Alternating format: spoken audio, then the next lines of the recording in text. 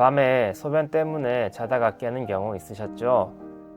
내 옆에 누워있는 아내나 남편의 일인 줄만 알았는데 어느새 보니 나도 잠에서 깨어 화장실을 가는 모습을 발견하곤 합니다.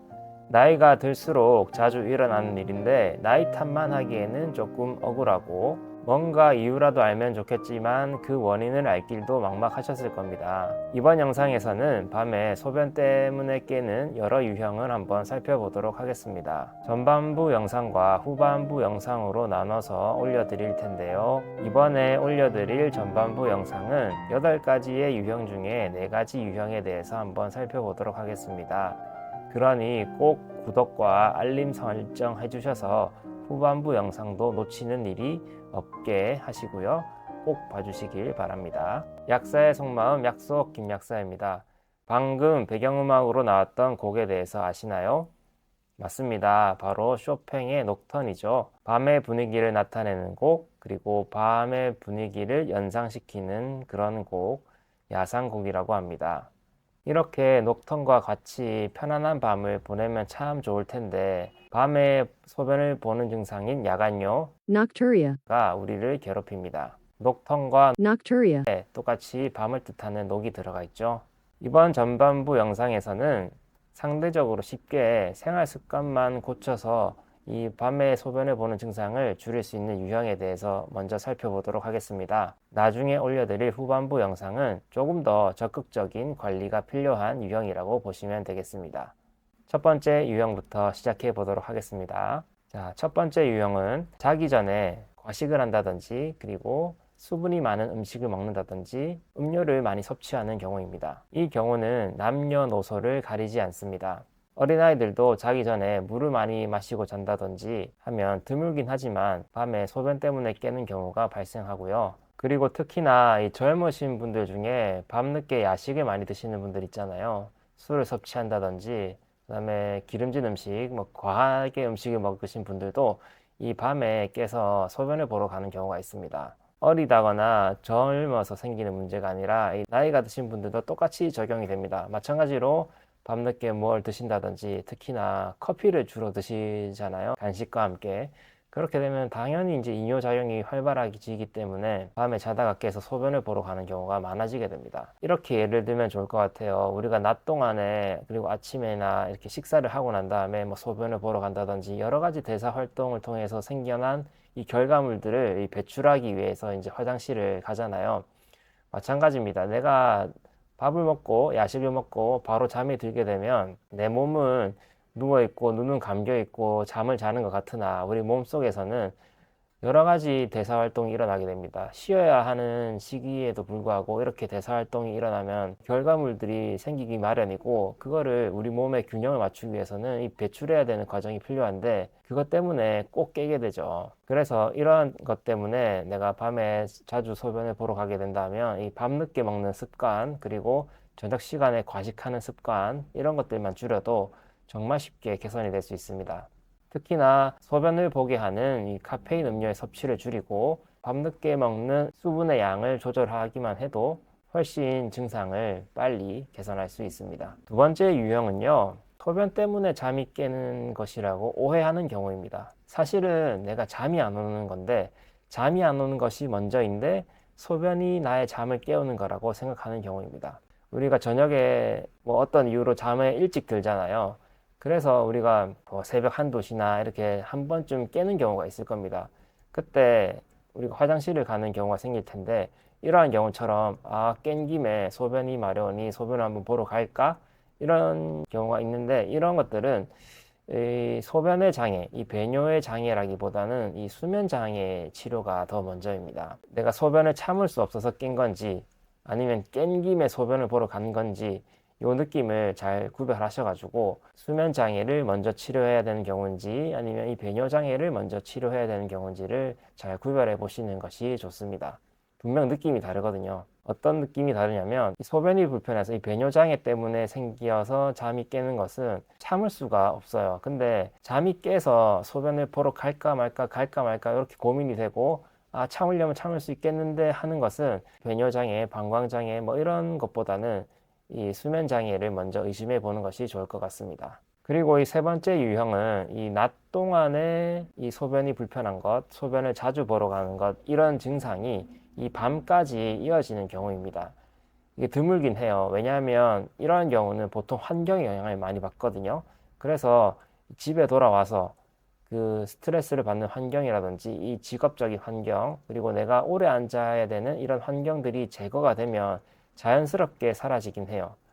그렇긴 하지만 이게 너무 반복이 되거나 내가 너무 신경을 많이 쓴다든지 긴장하는 정도가 심하다든지 이렇게 되면은 이러한 그 과민한 그 방광이 이 밤까지 이어지는 경우가 있습니다. 그래서 소변이 조금만 차도 화장실을 보러 가고 싶고 이러한 느낌이 자주 들 수가 있어요. 자, 이럴 경우에는 이 낮 동안에 이 생활 습관을 조금 고쳐주면 이 밤까지 이어지는 경우를 좀 막을 수가 있습니다. 예를 들어서 내가 오래 앉아 있거나 오래 서 있다고 하면 복부의 근육이 긴장할 확률이 되게 높거든요. 그럴 때는 이 복부의 근육의 긴장을 풀어줄 수 있는 것들을 해주시면 좋은데 자세를 조금 주기적으로 바꿔주시는 것이 좋습니다. 오래 앉아 있다면 가끔 서 있는 것도 좋고요. 오래 서 있다면 가끔 앉아서 이 자세를 조금 바꿔주는 것이 좋고, 그리고 배에 뭉치지 않게 따뜻한 핫팩이라든지 이런 것들로 이 근육의 뭉침을 조금 풀어주시는 것도 좋은 방법 중에 하나입니다. 그리고 직업 특성상, 업무 환경상 이 소변을 그 제때 보러 가지 못하는 분들이 계세요. 소변을 꼭 참아야 되거나 이러신 분들이 있는데 이런 것들을 조금은 줄여주시면 더 좋습니다. 어쩔 수 없겠지만 이 소변을 제때제때 보러 가야지 이 방광이 예민해지는 것을 조금 막을 수가 있어요. 그리고 소변을 자주 보게 하는 방광염도 예방을 할 수가 있습니다. 그러니까 어떻게 하면 좋겠죠? 소변을 많이 보게 할 수 있는 이런 카페인 음료를 조금 줄이시는 게 좋겠죠. 아무리 피곤하다 하더라도 카페인 음료를 마시게 되면 화장실을 가는 횟수가 많아지게 되니까 이게 악순환을 계속 거듭하게 됩니다. 자, 그리고 네 번째는 이 위장 기능이 안 좋으신 분들이 여기에 해당해요. 위장이랑 이 소변이랑 무엇이 관계 있을까라고 생각하실 수도 있는데 우리 몸에 음식물이 들어오면 위장 기능이 떨어지거나 소화 능력이 떨어지면 제대로 소화가 되지 않은 음식들이 우리 몸 속에 고여요. 그 중에 우리 수분도 포함이 되어 있으니까 이 수분도 이 곳곳에 고입니다. 복부라든지 하체 쪽이 고이는데 우리 다리가 좀 잘 부으시는 분들 있잖아요. 이러시는 분들이 이제 밤에 야간요를 보러 갈 확률이 높습니다. 왜냐하면 이게 우리 몸이 잘 붓는다는 것은 필요한 곳에 물이 제대로 흘러가지 못한다는 뜻이에요. 특히나 이제 다리가 붓는다는 것은 이 다리 쪽에 고여있는 물들을 제대로 몸속으로 돌리지 못한다는 뜻입니다. 이렇게 고여있던 물들이 우리가 밤에 눕게 되면 아, 이제 제대로 좀 흘러가 볼까 하고 이제 움직이게 되는 거죠. 신장으로 가는 수분의 양이 많아지게 되면 그것들이 이제 소변으로 생성이 되어서 이제 방광을 채우게 됩니다. 그렇게 되었을 때 이제 밤에 또 소변을 보러 가게 되는 것이죠. 낮에는 미처 제거하지 못한 이런 수분들을 이 내 몸의 위치가 바뀌니까 제거할 수 있게 되어서 제거하러 가기 위해서 이제 밤에 소변을 보러 간다고 보시면 됩니다. 이러한 것이 이 소화 능력에만 국한된 것이 아니고요. 내가 어떤 종류의 음식을 먹느냐에도 이제 연관이 되어 있습니다. 예를 들어서 이제 짜게 먹는다고 보면은 우리가 이 몸의 균형을 맞추기 위해 수분을 섭취해야 되거든요. 그랬을 때 우리 몸에 과하게 들어온 물들을 또 배출하기 위해서 또 밤에 깨서 소변을 보러 가게 될 수도 있고요. 이런 것을 막기 위해서는 내 몸에 맞는 음식을 잘 찾아서 드셔야 돼요. 조금이라도 가스를 유발하는 음식이라든지 내 속을 불편하게 하는 음식들은 피하셔야 되고요. 그리고 맵고 짠 음식, 간이 세게 되어 있는 음식, 그래서 우리가 수분을 많이 섭취할 수밖에 없는 그런 음식들은 피하시는 게 좋습니다. 이러신 분들의 공통된 증상이 또 뭐냐면 이렇게 쓸데없는 수분이 고이게 되면 우리 몸에 담이 잘 결리는데 이런 근육통이 자주 일어난다든지 다리가 부으시는 분들은 한 번쯤 이제 나의 식습관을 돌아볼 필요가 있습니다. 그 또한 이 야간열을 예방하는 방법이기도 합니다. 이번 영상에서는 이제 네 가지 유형에 대해서 알아보았죠. 요거는 조금 손쉽게 우리가 참 잘 해결할 수 있는 부분들이 많이 있습니다. 첫 번째는 뭐였죠? 밤이 늦은 시간에 많이 먹는 거, 과식하는 거, 그리고 자기 전에 소변을 보게 하는 뭐 카페인 음료라든지 그다음 수분을 조금 많이 섭취하는 거, 그런 것들이 이제 야간요를 불러일으킬 수 있습니다. 그리고 두 번째는 이제 진짜로 내가 소변을 보기 위해서 깬 건지 아니면 잠이 깬 김에 소변을 보러 간 건지를 잘 구별했으면 좋겠다는 유형이었고요. 그리고 세 번째는 이제 낮 동안에 이 생활 습관, 그리고 업무 환경, 이 스트레스가 이 배뇨장애에 영향을 미쳤는데 그것이 이제 밤까지 이어지는 경우였습니다. 이럴 때는 이제 낮 동안에 내가 어떻게 생활하는지, 생활 패턴이 어떤지, 뭐 오래 앉아 있는지, 한 자세를 오래 유지하는지, 긴장을 하는지, 스트레스를 잘 받는지, 주변을 둘러싸고 있는 이런 것들을 좀 개선을 해주시는 게 훨씬 더 도움이 된다는 거 말씀드렸고요.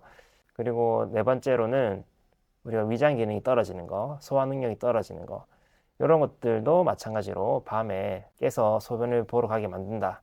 이런 것들도 좀 잘 알아두셨으면 좋겠습니다.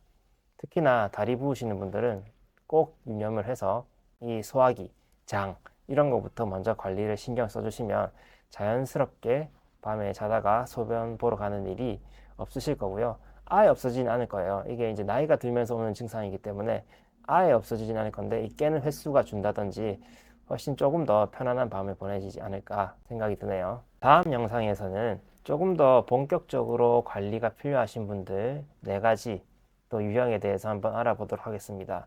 이런 분들은 조금 복합적인 유형이 많고요. 그리고 내 몸 밑에 깔려 있는 질환들, 이 다양한 질환들 때문에도 나타나기 때문에 조금 더 심도 있는 관리가 좀 필요합니다.